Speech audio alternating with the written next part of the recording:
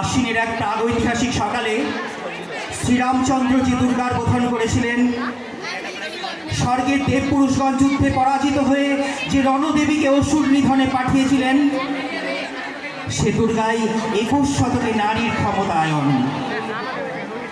আমার দুর্গা বিপদে আপদে আমাকে মা বলে ডাকে। আমার দুর্গা আত্মরক্ষায় শরীর পূর্বে মন না। আমার দুর্গা মাতৃগর্ভে রক্ত মাংস কন্যা। আমার দুর্গা ত্রিশূল ধরেছে স্বর্গে এবং মর্তে। আমার দুর্গা বাঁচতে শিখেছে নিজেই নিজের শর্তে। আমি সেই মেয়েটি, সেই মেয়ে যার জন্মের সময় কোনো শাঁখ বাজেনি। আমি সেই মেয়ে যে বিবাহের জন্য বলি প্রদত্ত। আমি সেই মেয়েটি যে গত কোনো শতাব্দীতে 5 বছর বয়সেই মালা দিয়েছে কোনো গঙ্গা যাত্রীর গলায়। কুলীন ব্রাহ্মণের 365তম স্ত্রীর অন্যতমা হয়ে স্বামীর গর্ভে হয়েছে গর্ভিণী। একাদশীর দিন অবুঝ দশমী বালিকা তৃষ্ণায় আটক ঘরের মাটি লেখন করতে করতে প্রাণ ত্যাগ করেছি।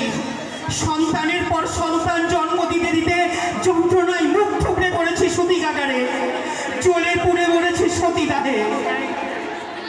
আমি সেই মেয়ে বাসি ট্রেনে ট্রামের রাস্তায় যাকে আপনি রোজ দেখেন, যার শাড়ি, কপালের টিপ, কানের দুল আর পায়ের গোড়ালি আপনি রোজ দেখেন। আর আরো অনেক কিছু দেখতে পাবার স্বপ্ন দেখেন। স্বপ্নে যাকে ইচ্ছে মতন দেখেন, আমি সেই মেয়ে। বিহারের প্রত্যন্ত গ্রামে দিনের আলোয় যার ছায়া মারানো আপনার ধর্মে নিষিদ্ধ। আর রাতের গভীরে যাকে বস্তি থেকে তুলে আনতে পাইক পরকন্দাজ পাঠান আপনি। আর সুসজ্জিত বিছানায় যার জন্য অপেক্ষায় অধীর হয় আপনার রাজকীয় লামপট্ট, আমি সেই মেয়ে। আসামের চা বাগানে ঝুপড়ি কামিন বস্তি থেকে যাকে আপনি নিয়ে যেতে চান শাহিদি বাংলোয় মধ্যরাতে। ফায়ার প্লেসে ঝলসে ওঠা আলোয় মোদির চোখে দেখতে চান যার অনাবৃত শরীর, আমি সেই মেয়ে। রাজস্থানের শুকনো উঠোন থেকে পিপাসার জলান্তে যাকে আপনি পাঠিয়ে দেন 10 মাইল করে সরকারি দাঁড়াই। আর 20 মাইল হেঁটে ক্লান্ত বিধ্বস্ত যে রমণী ঘোড়া কাঁপে ঘরে ফিরলেই যাকে বসিয়ে দেন চুলার আগুনের সামনে আপনার রুটি বানাতে, আমি সেই মেয়ে। আমি সেই মেয়ে যাকে নিয়ে আপনি মগ্ন হতে চান গঙ্গার ধারে কিংবা ভিক্টোরিয়ার সবুজে কিংবা সিনেমা হলের নীল অন্ধকারে। যার চোখে আপনি এঁকে দিতে চান ঝুটো স্বপ্নের কাজল। আর ফুরিয়ে যাওয়া সিগারেটের প্যাকেটের মতো যাকে পথে দুপাশে ছুঁড়ে ফেলে আপনার ফুল সাজানো গাড়ি। শুভ বিবাহ সুসম্পন্ন করতে ছুটে যায় শহরের পথে। কোণে দেখা আলোর গভীরে একা দাঁড়িয়ে থাকা আমি সেই মেয়ে। আমি সেই মেয়ে, এমনকি দেবতা যাকে ক্ষমা করেন না। অহংকার আর শক্তির দম্ভে যার গর্ভে আপনারা রেখে যান কুমারীর অপমান। আর চোখের জলে কমতি হয়ে নদীর জলে ভাসিয়ে দিতে হয় কর্ণকে আত্মচোখে। সংসারের অসময়ে আমি ভরসা। আমার ছাত্র পড়ানো টাকায় মায়ের ওষুধ কেনা হয়। আমার বাড়তি রোজগারে ভাইয়ের বই কেনা হয়। প্রবল বৃষ্টিতে ভিজতে থাকে আমার সারা শরীর।